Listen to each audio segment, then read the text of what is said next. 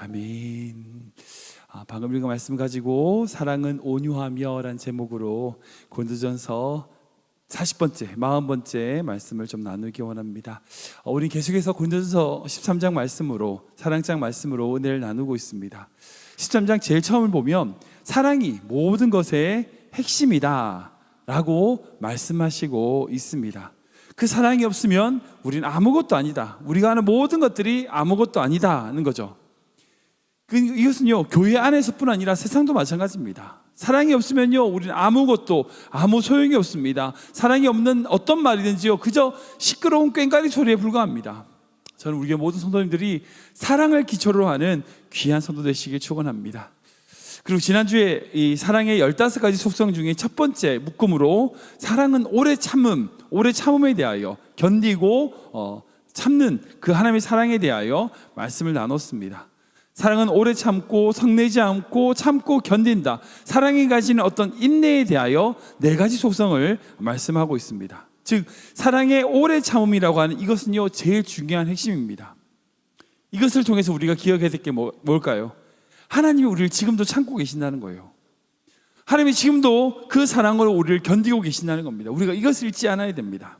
그리고 우리의 삶과 우리의 가정, 우리 교회에 있어서 하나님이 원하시는 모습으로 나아가기 위해서는 이 사랑의 오래 참음이 무엇인지 이것을 깨닫고 아는 것이 너무나 중요하다는 거죠.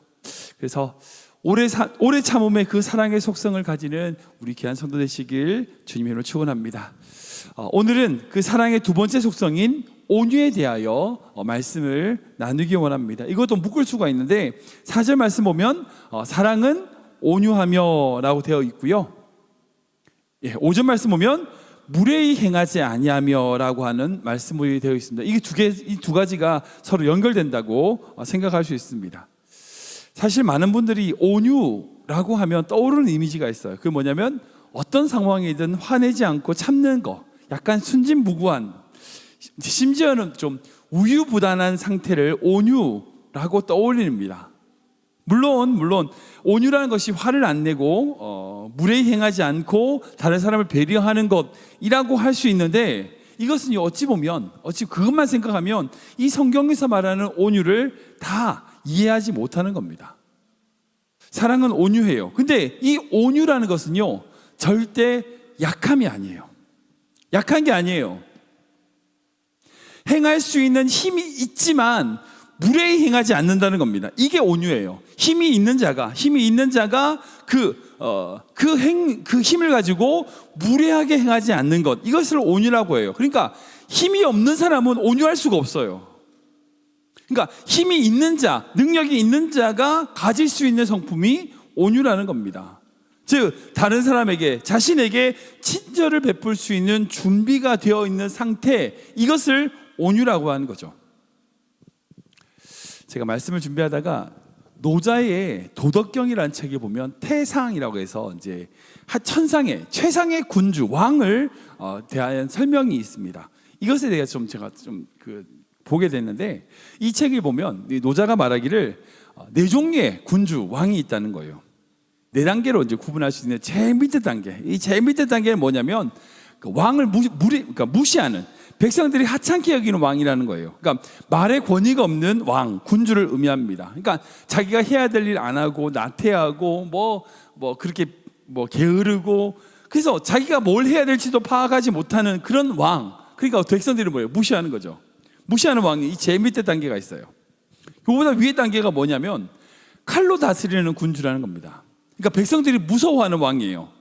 그 칼이 있고 힘이 있으니까 백성들이 무서워하긴 하고 그 말 앞에서, 그 왕 앞에서 말을 듣는 것처럼 예라고 대답을 하지만 뒤에 가서는 어떻게 해요? 그 사람 욕하는 거죠. 그러니까 칼, 힘 이런 것들을 억압하는 왕, 그게 그 밑에 두 번째 단계라는 겁니다. 그 위에 단계가 있는데 그게 뭐냐면 어버이 같은 군주, 어버이 같은 왕이라는 거예요. 그러니까 백성들을 사랑하고 백성들이 그 왕을 따르고 친근히 여기는 그런 왕입니다. 그러니까 백성들을 인정하는, 그리고 존경받는 왕, 이게 세 번째 단계의 왕이에요. 우리가 생각할 때 이게 제일 좋은 왕인 것 같아요. 어버이 같은 왕, 정말 좋은 성품에 그리고 백성들을 사랑하는 그런 왕이 최상의 군주의 같은데, 이 노자는 그 위에 한 단계가 더 있다는 거예요. 그게 뭔지 아시겠어요? 제 밑에는 무례한, 그러니까 무능한, 그러니까 무시하는 왕, 힘으로 다스리는 왕, 어버이 같이 백성들을 사랑으로 잘 다스리는 왕 위에 있는 왕이 있어요. 그게 어떤 왕이냐? 왕이 있는 줄도 모르는 왕이라는 거예요. 백성들이 너무 평안하고 안정되어 있어서 자기가 누구에게 통치받고 있는지도 모르고 있는 그런 상태로 다스리는 왕이 진짜 제일 좋은 왕이라는 거죠. 그렇게 정의를 했습니다. 제가 이 얘기를 들으면서 야, 맞아, 그런 왕이 계신다. 맞습니다. 그런 왕이 계세요. 누굴까요? 우리 하나님. 예. 우리 하나님. 제가 노자의 이 왕의 이야기를 꺼낸 이유가 뭐냐? 생각해 보십시오. 하나님은 우리가 어떤 왕이세요? 만약 하나님이 인간과 같이 뭐 두 번째, 세 번째 이런 왕이라면 우리가 말 안 들으면 어떻게 내버려 두시겠습니까? 벼락치고 벌 주고 사람들과 벌벌 떨게 만드는 그런 분이라면 우리가 어떻게 하나님을 제대로 신경 섬길 수 있을까요? 사실 이제 미신, 그런 신들, 샤머니즘의 무당들이 사실 두 번째 왕이죠. 그러니까 사람들을, 인간들을 겁주고 협박해서 뭘 갖다 바치게끔 만드는 이단들이 하는 행동이 바로 그런 거죠. 샤머니즘 무당들이 밥 먹고 사는 게 그 방법입니다. 근데 우리 하나님은 어때요? 사람들이 있는 줄도, 계신 줄도 몰라요. 계신 줄도 몰라요. 뿐만 아니라 우리를 위하여 사람이 되신 하나님, 지난주에 우리 크리스마스 때처럼 우리 말씀 나눈 것처럼 우리 모두를 이해하고 수용하기 위하여 가장 낮은 구유에서 태어나신 하나님, 사람에게 뺨을 맞고요, 침뱉음을 당하고요, 십자가에서 죽임 당하신 하나님, 얼마나 약하고 부족해 보여요. 사람에게 채찍을 맞고 모욕을 당하고 그렇게 사형으로 그렇게 약해 빠진 모습인데, 그런데 하나님이 약한 분이에요? 아니요. 우리가 믿는 하나님은요, 천지를 지으신 창조주 하나님이세요. 절대 약한 분이 아닙니다. 근데 왜 그러셨을까요? 바로 그 하나님의 온유인 거예요. 온유인 거예요. 그래서 온유, 그 하나님의 상품과 하나님의 다스림은 온유를 통하여 우리에게 내려오는 거예요. 제가 유튜브에서 얼마 전에 본 영상 중에 그가 참 인상 깊었던 영상이 있어요. 뭐냐면 어떤 미식 풋볼 선수가 병원에서 자기 아들을 처음 만나는 장면을 이제 영상을 담근 걸 제가 본 적이 있어요. 아시는 것처럼 미식 축구 선수도 얼마나 커요. 체격이 어마어마하잖아요.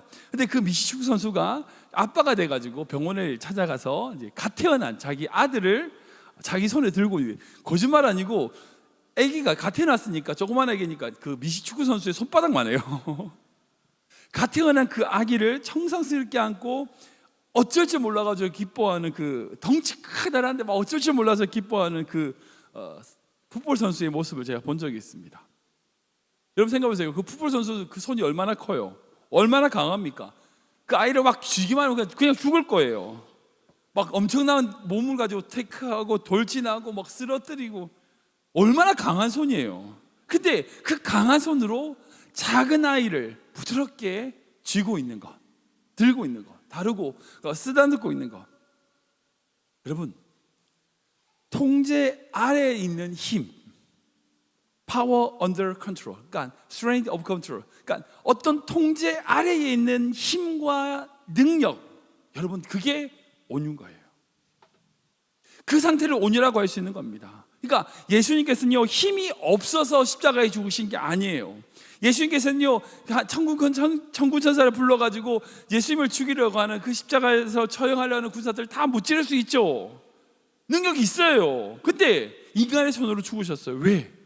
그게 바로 사랑이라는 거예요. 그 사랑의 속성인 온유가 예수님에게 있었기 때문이라는 거예요. 그래서 그 온유의 사랑으로 예수님은 이렇게 말씀하세요. 우리 마태복음 말씀 볼까요? 같이 읽겠습니다. 시작. 수고하고 무거운 짐진 자들아 다 내게로 오라. 내가 너희를 쉬게 하리라. 나는 마음이 온유하고 겸손하니 나의 멍에를 메고 내게 배우라. 그리하면 너희 마음이 쉼을 얻으리니. 아멘. 우리 마음이 쉼을 얻고요, 우리가 쉬게 될 수 있는 이유는 다른 거 아니에요. 그분이 온유하신 분이기 때문이라는 거예요. 능력이 있지만 우리가 그분에게 나아갈 때에 우리의 연약함과 우리의 부족함을 다 품어줄 수 있는 분이라는 거예요. 그게 온유란 거예요. 그런 의미에서 우리에게 사랑의 속성인 이 온유가 있어야 됩니다. 이 말씀은요, 뭐가 존재해야 되냐? 우리에게 힘이 있어야 된다는 거예요. 능력이 있어야 된다는 거예요. 즉 힘이 없는 상태가 아니라 힘이 있는데, 능력이 있는데 그 힘을 무례히 행하지 않냐고 절제하고 통제하는 상태로 유지할 수 있어야 된다는 거예요. 그게 온유인 거죠. 가정 안에서 이제 특별히 자녀들과의 관계에서 아버지가 이제 아이들을 무례히 행할 수 있어요. 여러분, 그거는 하나님 우리에게 대하시는 방법이 아니죠. 남편이 아내에게, 아내가 남편에게 무례히 행할 수 있어요. 여러분, 그게 하나님 원하시는 게 아니에요. 분명히 하나님은요, 그렇게 할 수 있지만 그 힘을 통제하고 절제하고 아낌으로 말미암아 온유로 그대에게 다가가는 거예요. 여러분, 그런 가정이 진짜 행복한 가정이에요. 자기 있는 힘을 다 풀파워로 다 쓰고 남편이 아내에게 막 독설을 내뱉고 아내가 남편에게 막 이상한 말을 하고, 여러분, 그게 온유한 가정이 아니, 그게 행복한 가정이 아니에요. 할 수 있지만 그것을 하나님의 통제 아래 서로 지키면서 서로 사랑으로 아껴주는 거예요. 여러분, 그런 가정, 그런 교회가 하나님이 기뻐하시는 가정이 될 수 있는 거예요. 여러분, 불이란 거 생각해 보세요. 불. 지금 우리 이제 본당이 이게 따뜻해지는데 이제 난로도 피웠지만 이 난로가 없더라도 불이 있으니까 이 공간이 따뜻해지는 거죠. 불이 있으니까 맛있는 요리도 할 수 있고요. 불이 있으니까 밝은 빛을 낼 수 있어요. 근데 통제되지 않은 불은요, 진짜 위험해요. 모두를 태워버립니다. 즉 그리스도인으로서 우리가 기억해야 될 것은요, 우리에게 불이 없는 상태가 되는 게 아니에요. 불이 있어야 돼요. 세상을 향한 뜨거움이 있어야 됩니다. 자녀들을 향한 사랑, 남편과 아내를 향한 가정, 교회를 향한 뜨거운 마음이 있어야 된대요. 근데 그 뜨거운 마음과 열정이 통제되지 않는 상태가 아닌 하나님의 말씀과 하나님의 약속 안에 통제됨으로 서로를 위하여 세워주고 관리되고 서로를 위하여 아껴주는 거. 여러분, 그게 하나님이 원하시는 사랑의 모습이라는 거예요. 온유의 사랑의 모습이라는 거예요. 여러분, 그거 조절 못해서 그 사랑이라고 주장하면요, 서로 그것은 결코 사랑이라고 할 수 없습니다. 저는 우리의 모든 성도님들이 우리를 향한 그 하나님의 온유하심, 그 사랑을 통해 우리 또한 주님을 위하여 더 이 사랑의 온유를 배워가는, 그리고 성숙되는 귀한 믿음의 성도 되시길 주님으로 축원합니다. 말씀을 정리하겠습니다. 고린도전서 13장의 사랑의 속성인 두 번째 온유에 대하여 말씀을 나눴습니다. 사랑은 온유합니다. 무례히 행하지 않습니다. 이것이 우리가 삶 속에서 꼭 기억해야 될 하나님이 보내주신, 우리에게 보여주신 사랑인 거예요. 오늘은 2024년 마지막 토요 새벽 예배입니다. 내일은 우리 송년주일로 지키는데, 여러분들 한 해를 지내면서 여러분들 삶을 한번 점검해 보십시오. 어떻게 사셨습니까? 한 해를 돌아보면서 어떤 마음이 드세요? 온유한 사랑으로 그 성품을 보여주신 한 해였습니까? 아니면 여러분들이 가지고 있는 불을 그냥 있는 대로 다 쏟은 한 해였습니까? 아니면 안에 있는 불이 다 꺼져버린 상태입니까?